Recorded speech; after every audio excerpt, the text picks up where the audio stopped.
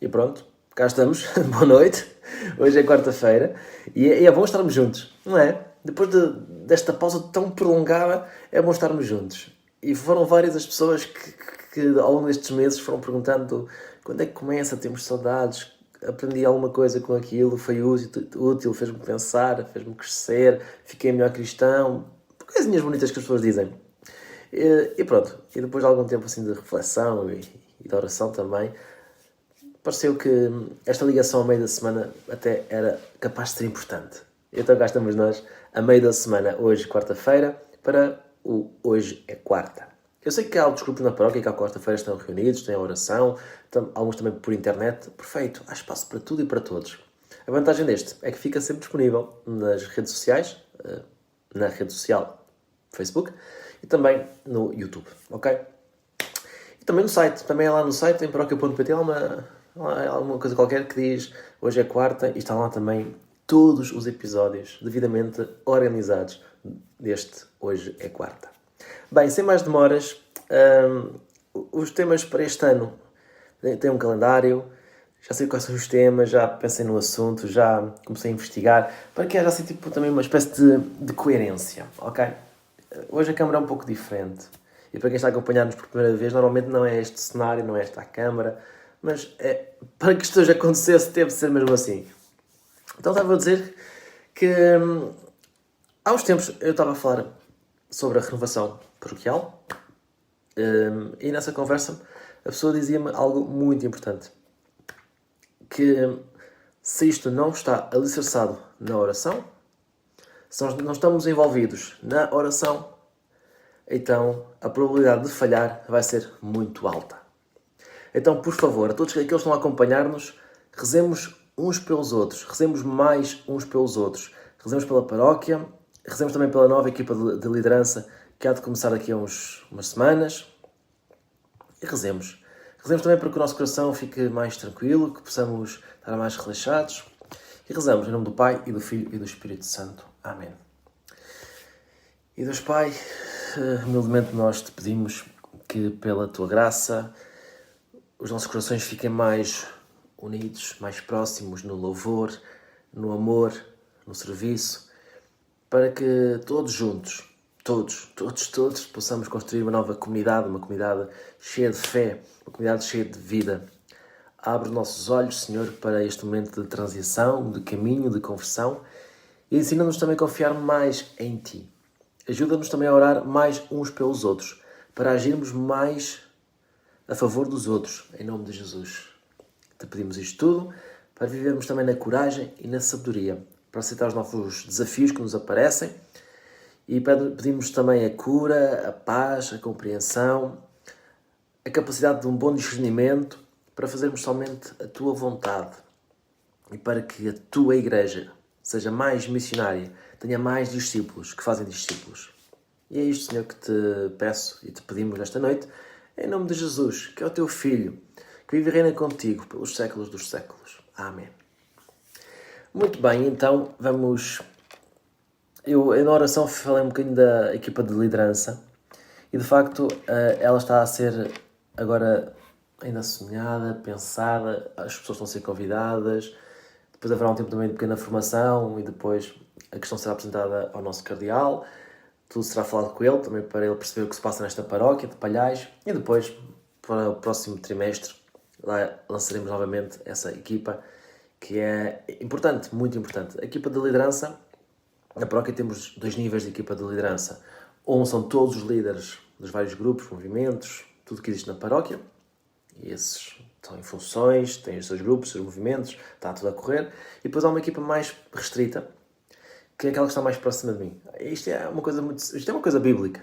À semelhança de Jesus, que tinha Pedro, Tiago e João, assim, uma equipa mais restrita, mais trabalhada por ele. Mas havia uma equipa maior, que eram os outros apóstolos. A equipa de liderança existe porque uma só pessoa, neste caso eu, não consigo mentalmente, psicologicamente, fisicamente, fazer tudo sozinho.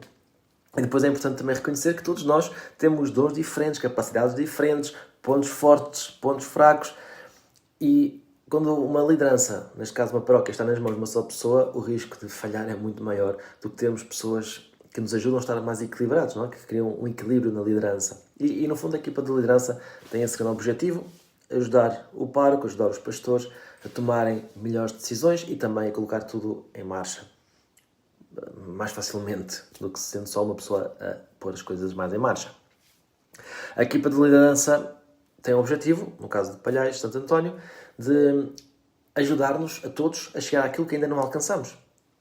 A paróquia como uma casa acolhedora, onde a comunidade é em família, transformada pelo Espírito Santo, ama, reza, vive e serve como discípulos de Jesus e missionários do Evangelho. Também, além da equipa de liderança, também está agora assim uma fase ainda inicial, o novo Conselho Pastoral. Também é algo que vai no próximo ano surgir de certeza, para podermos servir melhor a paróquia e para que a paróquia chegue a mais e mais pessoas e que possa acontecer nesta paróquia aquilo que sonhamos ser então uma família, uma comunidade transformada pelo Espírito Santo. Antes de iniciarmos uma viagem qualquer, esta viagem, por exemplo, de hoje é quarta, antes de iniciada foi pensada para onde é que vamos caminhar ao longo deste ano, que temas é que vão ser apresentados, mas normalmente antes de iniciar uma viagem, seja ela em Portugal, seja para fora, há sempre decisões que têm de ser tomadas. Eu tenho de saber para onde quero ir, como é que vou chegar lá, o que vou levar, onde vou ficar, tenho de saber de onde vou sair. Sem ter estas perguntas com resposta, dificilmente poderei traçar um percurso para a viagem, não é? Então é muito essencial saber para onde vamos. Isso é a visão. Isso é a visão. Quando se fala de visão na paróquia, é mesmo isso. Saber para onde vamos, onde estamos, para onde temos de ir, para chegar lá. É o caminho de renovação paroquial, então. Esse caminho de conversão, que há pouco já referi, onde conversão significa mudar de ideias. E por isso eu irei nesta noite focar-me nesse assunto, e mais para a frente irei voltar a tocar neste assunto de conversão, de visão, para ficarmos mais ou menos alinhados. No percurso de renovação paroquial, sabemos perfeitamente que vai demorar muito tempo, porque somos muitos, porque há diferentes formas de pensar, porque temos de escutar a todos e queremos escutar a todos, e porque também temos uma história para trás que não podemos esquecer, não é? Bem, então, neste primeiro hoje é quarta, e o tema de hoje para a semana já não será nada a ver com isto, está bem? Depois mais para a frente voltaremos a falar sobre isto. Vamos ver, vão surgir algumas questões para pensarmos, para refletirmos e para que cada um também possa alinhar-se um bocadinho para irmos mais unidos, mais na mesma direção. E vamos olhar para o Evangelho de São João. É um texto conhecido por toda a gente, capítulo 1, versículos 35 a 42. Temos João, que estava com 2 discípulos, viu passar Jesus e João disse: "É este o Cordeiro de Deus." E aqueles 2 discípulos, ao ouvirem estas palavras, "É este o Cordeiro de Deus", o que é que eles fizeram? Seguiram Jesus. Começaram a seguir Jesus, depois Jesus voltou-se para trás, reparou que eles estavam a segui-lo e perguntou-lhes: "O que é que vocês procuram?" E eles responderam: "Onde é que moras, Rabi?" E Jesus respondeu-lhes: "Venham ver." E eles foram. E viram onde Jesus morava e passaram com ele o resto daquele dia. E é curioso que João diz-nos que eram mais ou menos 4 horas da tarde. Entretanto, André, irmão de Simão Pedro, que era um daqueles 2 que tinham seguido Jesus, foi ter com o seu irmão Simão e disse-lhe: "Encontramos o Messias." E André levou o seu irmão Simão até Jesus. Jesus olhou para ele, para Simão, e disse-lhe: "Tu, Simão, que és filho de João, a partir de agora serás chamado Pedro." E é incrível esta história que encontramos então no começo do Evangelho de São João. Em tão poucas palavras, em tão poucas frases, encontramos uma das questões mais profundas que é realizada no Novo Testamento e também encontramos uma das respostas mais estranhas do Novo Testamento. E se calhar o mesmo acontece connosco hoje. Jesus está a caminhar, olha para nós que estamos a tentar segui-lo, não é? E pergunta: "O que é que procuram? Procuras umas missas mais agradáveis? Procuras missas com boa música? Procuras o batismo dos teus filhos? Procuras algo que te dê uma certa segurança, que depois desta vida vais para o céu garantidamente, porque vais atrás de mim?" O que é que procuras realmente? Tu que estás a seguir-me, o que é que tu procuras? E tu, igreja, tu, paróquia, que me estás a seguir, o que é que procuras? É uma pergunta dura. Uma pergunta muito dura. O que é que tu procuras na verdade? É uma pergunta dura porque pode causar aquele pensamento: mas agora tenho de mudar. Agora tenho de até mudar de nome, como aconteceu com Simão. Bem, antes de chegar aí, o que é que procuram? O que é que tu, igreja, o que é que tu, paróquia, o que é que tu que estás a acompanhar nesta noite, o que é que tu procuras? E Jesus diz: "Vem e vê." Ou seja, fica comigo. Se tu ficares comigo, vais encontrar uma resposta. Hoje, se calhar ainda não. Mas se fores comigo, vais ficar a saber. E na caminhada da renovação paroquial surgem dificuldades e surgem desafios enormes, mas a maior porcaria acontece sempre quando estamos desligados de Jesus. Aparece sempre porcaria quando não estamos ligados a Ele, quando falta a oração, quando falta o tempo com Ele. A culpa é do padre e a culpa é dos fiéis leigos. E a culpa é do padre ou então dos fiéis leigos. É sempre assim uma coisa muito misturada, porque há sempre alguém que vai falhar mais na oração e vai fazer porcaria. Algumas pessoas vêm ter comigo ou escrevem e trazem lamentações, críticas, reclamações, divisões, muitos problemas. E, regra geral, é sempre coisas negativas. Positivo, raramente aparecem. E essas pessoas, eu reparo que falta ali uma coisa. Falta o tempo da oração. Falta o tempo com Jesus. Vem comigo, fica na minha casa. É o que Jesus diz àqueles 2 homens que vão atrás dele. O que é que procuram? Venham comigo, já vão descobrir a resposta.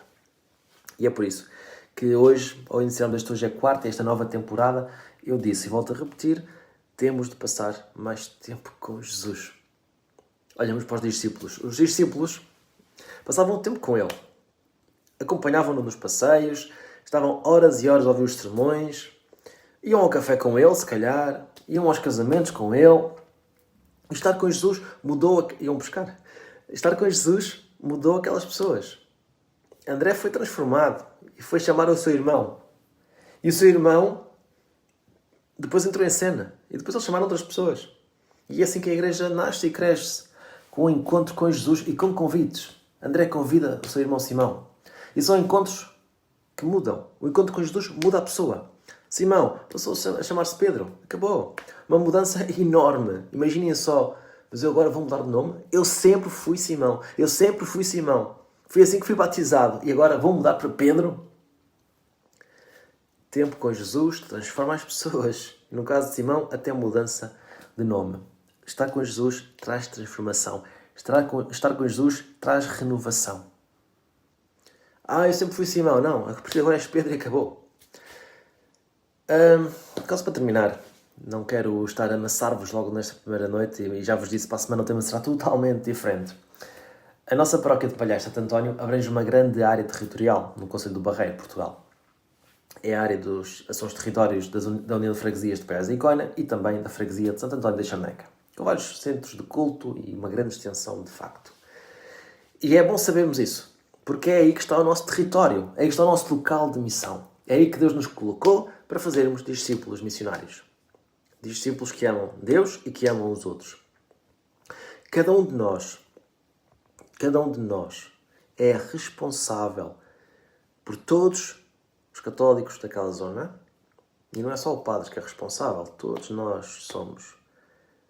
Mas também, e muito especialmente, e nós esquecemos-nos disso, todos nós somos responsáveis por todos os que vivem nesta área, naquela, porque eu não estou lá, nessa área geográfica de Palhais, Coina e Santo António da Charneca. O Papa Francisco, no início do seu pontificado, no documento Evangelii Gaudium, escreveu que sonha com um impulso missionário capaz de transformar tudo, para que os costumes da Igreja, a forma de fazer as coisas, os horários,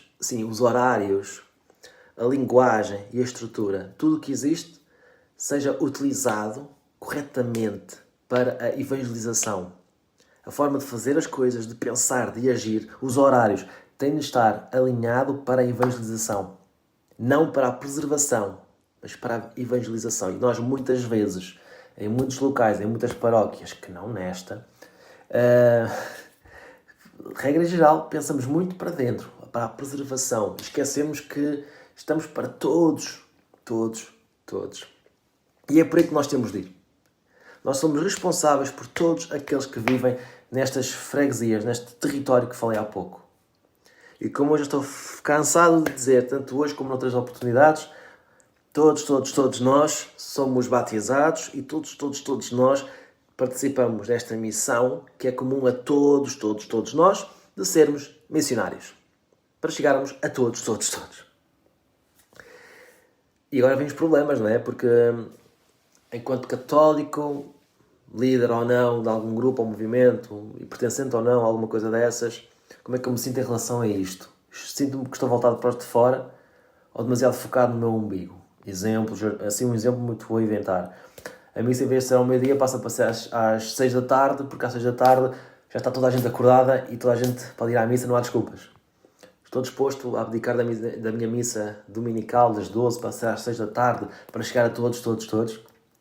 Se calhar, quando o horário da missa muda meia hora, já há reclamações, quanto mais passar agora para a tarde. Não é?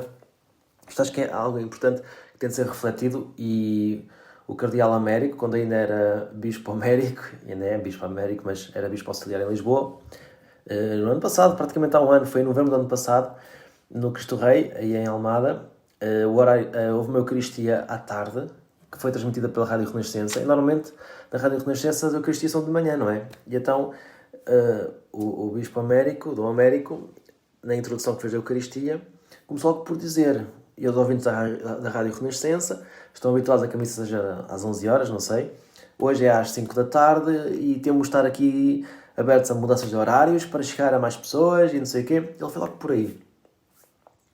Porque ele também recebeu reclamações de certo por ter mudado naquele dia a missa para a tarde, porque sempre foi da parte da manhã. E nós católicos somos muito presos a isso, muito voltados para dentro e a esquecemos de fora. E quando há uma alteração de música, quando há pessoas novas que vão começar a proclamar a palavra de Deus, quando há pessoas novas que entram na igreja para servir em alguma área, os do costume costumam reclamar bastante. São muito católicos, muito discípulos, mas depois vão reclamar sempre.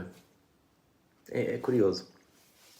Bem, então, isto tudo para refletirmos, estamos voltados para os de fora ou para o nosso próprio umbigo? E às vezes também acontece nos movimentos, nos grupos. Agora o padre só pensa naqueles que vêm àquelas refeições, nem sequer são da igreja e está sempre lá metido e não vê o meu grupo que estou cá não sei quantas décadas. Temos de estar muito atentos, porque às vezes os nossos comentários são comentários que não são de Deus e são comentários de divisão. E divisão não é de Deus. E quando nós nos esquecemos dos outros que estão lá fora, estamos a falhar bastante a nossa missão. Nós temos de alimentar os de dentro, mas não temos de engordar os de dentro. Nós temos de alimentar e cuidar o rebanho, mas não temos de causar problemas de obesidade ao rebanho, está bem? Temos sim de procurar a tal ovelha perdida. E se no Evangelho, na parábola, é uma que está perdida e 99 que estão lá bem guardadas, atualmente a situação se calhar já alterou. Se calhar neste momento temos uma bem guardada e estão 99 perdidas. E deveríamos pensar um pouco mais nisso, na forma como nós falamos, como reclamamos, como estamos ao serviço, porque temos de ir ao encontro das 99 ovelhas perdidas, ok? E se calhar aquela que fica lá sozinha fica a resmungar e vai fazer muito barulho. Mas devíamos pensar um bocadinho mais nisso, está bem? Cuidar os de dentro, mas nunca, nunca, nunca esquecer que a multidão está lá fora. Aqui dentro somos uma minoria que tem de ser cuidada, alimentada, receber sacramentos, viver, oração, tudo isso, tudo bem. Mas não podemos nunca esquecer os de fora. E os de fora são muito mais, mas muito mais do que aqueles que estão dentro. Como dizia o padre James Mullen no livro A Renovação Divina, no Titanic há meia dúzia de pessoas que se salva nas barcas e a maioria vai ao fundo no navio que se afunda, no Titanic. E nós às vezes estamos muito preocupados em guardar e manter as pessoas dessas barcas pequeninas que estão vazias, não é? Não encheram totalmente na história. A história diz-nos isso. Estas barcas do Titanic não encheram. Eles queriam salvar-se todos e a maioria afundou-se. E às vezes nós podemos estar a causar a mesma situação hoje no mundo atual. Meia dúzia de pessoas vai na barca, são os praticantes, os católicos, protegidos pelo padre, etc. E depois a multidão está a afundar-se totalmente e nós estamos tranquilamente ali nas barcas a ver o navio, que é o mundo a afundar-se. Não sei se a ideia foi bem passada agora, mas depois dá para repetir se não tiverem percebido, está bem? Então, quase para terminar, e não quero estar aqui a falar muito tempo, já vamos em 20 minutos e está tudo com sono já. É só uma questão estatística. Em 2021, 80% da população portuguesa diz-se católica. Em 2011, há 10 anos, ou um pouco mais, eram 81%. Ou seja, baixámos. As pessoas que têm religião em 2011 era 7%. Em 2021, 14%. Existem agora menos católicos em Portugal e existem mais pessoas sem religião.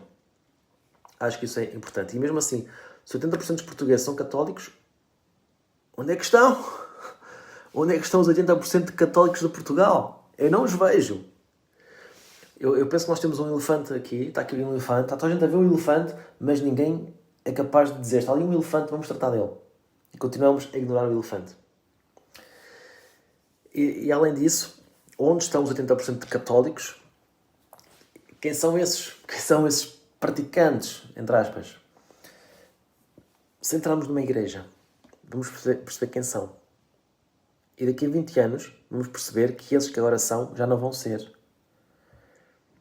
Então daqui a 20 anos, daqui a 10 anos, como é que serão as nossas paróquias? Como será a nossa diocese? Que paróquias é que vão ainda existir? Que eucaristias vão existir ou desaparecer? Eu acho que, abrindo os olhos e falando desta situação com realismo, poderíamos fazer muita coisa diferente hoje. O problema não é de Palhais, não é de Setúbal, não é do sul do país, nem sequer é de Portugal. É um problema de todo o mundo, especialmente do mundo ocidental. É uma realidade do mundo ocidental. O nosso tempo, e são os sinais dos tempos, este tempo pede-nos uma renovação urgente da vida das paróquias, das dioceses e da vida e da forma de pensar e de trabalhar. E nós continuamos a teimar a manter o mesmo, porque sempre se fez assim. O Papa Francisco fala muito disso, não é? Nós aplaudimos muito o Papa e depois, quando chega o momento em que nos toca na pele, já não gostamos muito. Temos os mesmos cânticos há décadas. Eu vou à minha paróquia da origem e são os mesmos cânticos, já há 30 anos. A música não mudou. Mas não preciso ir para lá. Aqui perto também acontece a mesma coisa, se calhar em Palhares também acontece a mesma coisa. Temos de pensar nisso. Que até ao Senhor um cântico novo, menos na missa, que aí é o mesmo cântico já há 100 anos. E teimamos em manter os cânticos. Porque toda a gente sabe. Maravilha. Mas depois estamos a queixar-nos que não chegamos a muitas pessoas. Porque essa música já não se ouve muito lá, não é? E depois temos a mesma forma de atuação, de formação, de catequese, de cursos, os mesmos horários. É muito bem, Papa Francisco pede a renovação e a adaptação dos horários e tal para a missão, mas depois nós, quando chega a altura, é para nós, não é para os outros. E depois estamos todos mais envelhecidos, somos cada vez menos, há igrejas a fechar, há paróquias que estão a unir-se umas às outras, união das paróquias não sei de onde, e nós continuamos a bater a tecla que está tudo muito bem. Estatísticas mostram o contrário, os censos mostram o contrário, e quem tem olhos na cara consegue ver que é tudo o contrário. Estamos mal e a piorar. E é urgente fugir desse caminho. Algo tem de ser feito e algo poderíamos fazer se não fôssemos tão teimosos e tão fechados à surpresa do Espírito Santo. Atenção, eu não estou a ser negativo. Eu estou a falar conforme aquilo que vejo e conheço, de acordo com a realidade que eu conheço. Estou a falar a enfrentar com a palavra a realidade. E é importante nós pararmos para nos ligarmos à realidade e não ao ideal imaginário, ok? Esta é a realidade, não é positiva. Aparentemente também não tem grande solução, mas tem a solução e é positiva na medida que nos pode agora meter a trabalhar como discípulos. E é aí que está a magia disto, para que tudo isto aconteça bem. Como eu já falei há pouco, a oração. É importante que na oração nos liguemos a Deus. É importante que na oração coloquemos diante dele a realidade, para depois descobrirmos respostas para esses desafios que nos são propostos pela realidade. Ok? Eu vai muito por aí. E há esperança. A esperança é a última a morrer, dizem os mais velhos. E depois a esperança também é uma virtude. E é chamada de virtude teologal. Ou seja, como virtude teologal que é o próprio Deus quem nos dá a esperança. Como nos dá o amor, a caridade, e a fé. Fé, esperança e caridade. Fé, esperança e amor. Caridade é a mesma coisa, ok? Fé, esperança e caridade são virtudes teologais. É o próprio Deus que nos dá. Ora, como é que eu posso receber a esperança? Como é que eu posso ter esperança no meio desta catástrofe enorme no mundo da religião, especialmente no mundo cristão e no católico, em concreto, para o nosso caso? Então, para ter virtudes teologais, eu tenho que estar ligado a Deus. Tenho que estar aberto ao Espírito Santo. Tenho que deixar que Ele me encha. Tenho que pedir a Deus que me envie o Espírito Santo. Porque é somente em Deus que eu vou encontrar as virtudes teologais, a fé, a esperança e a caridade. E se eu estou com o Espírito Santo e o Espírito Santo está em mim, então terei mesmo fé, esperança e caridade. Vou dar um exemplo muito sujo. Se eu estou constipado, vou saber que estou constipado e as pessoas vão saber que estou constipado porque há coisas a sair do nariz. Se eu estiver com o Espírito Santo, então de mim vai sair a esperança, a fé e o amor. E hoje em dia há muita falta de esperança. Há muita gente que vive na igreja com pouca esperança. E há gente que vê nesta coisa toda de renovação uma coisa de tragédia, porque agora o padre está a mexer em tudo, porque agora está o Papa a mexer em tudo, porque eles querem mexer tudo, encontraram... E é muita pouca esperança. Preferem, sim, manter o antigo. E como não vem a esperança, então vão dizer que o padre está a fazer isto, está a estragar tudo, por falta de esperança. Por falta de confiança. E isso acontece porque essas pessoas não têm o Espírito Santo. Porque estão fechadas ao Espírito Santo. Porque falta a oração. Os profetas da desgraça no campo da renovação paroquial são profetas sem oração. São profetas sem Espírito Santo. E inventam desculpas para tudo. E têm a resposta para tudo que está muito mal. Porque estão agarrados ao passado. Porque têm medo de ir para a frente. Porque não acreditam em Deus. Que está a levar-nos para outra margem. E para chegar à outra margem vamos ter que passar pelo deserto. E o deserto não vai ser fácil. E o deserto vai ser duro. E vão ser 40 anos. E ponto final. Esta gente esquece que temos de caminhar em oração. Eu neste momento estou a 118 km do Coliseu de Roma. E pensar no Coliseu de Roma faz-me pensar no cristianismo mais primitivo, no início das coisas. E no início, no primeiro século, no começo da igreja, no começo do cristianismo, no Coliseu, nos coliseus por aí fora, os cristãos estavam lá metidos. Estavam a ser presos e perseguidos. E eles podiam pensar, não vale a pena andarmos aqui a esforçar-nos por fazer novos discípulos. Depois vamos todos acabar no estômago de um leão. Mas a verdade é que aqueles homens, mulheres e crianças tinham o Espírito Santo. Tinham vida de oração, vida de comunidade, estavam juntos, tinham esperança. E não paravam de anunciar Jesus por medo dos leões. E não paravam de inventar novas formas e novas técnicas para chegar a mais pessoas. Eles próprios tinham de inventar formas de chegar às escondidas para não serem apanhados. Eles estavam convencidos que tinham de anunciar Jesus pelos 4 cantos do mundo.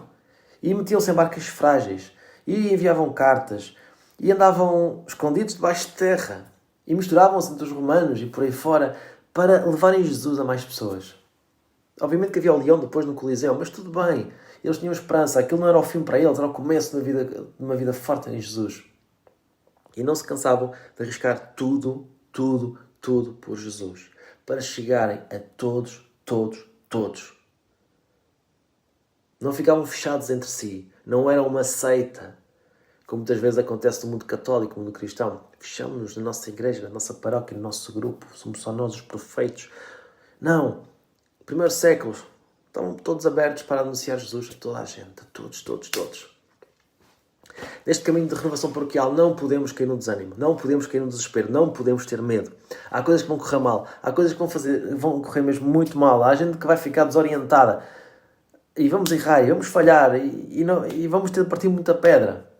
Faz parte. Estamos no deserto, a caminho da terra prometida, e no meio de tudo isto, na oração, com Deus, no Espírito Santo, fé, esperança e caridade. A esperança é de joelhos que temos de descobrir uma nova maneira de sermos igreja e de fazermos igreja. Temos de ser conscientes de que somos discípulos e missionários. E temos de reconhecer de uma vez por todas, sem medo, que se continuarmos a pensar como sempre pensarmos e se continuarmos a fazer o que sempre fizemos, vamos perder muita gente. Ou melhor, muita gente não vai conhecer Jesus. E estaremos a falhar totalmente na vocação que todos nós temos desde o nosso batismo. Rezemos agora em silêncio. Rezemos, peçamos o Espírito Santo para a paróquia, peçamos o Espírito Santo para a diocese, peçamos o Espírito Santo para a Igreja em Portugal, peçamos a fé, a esperança e a caridade.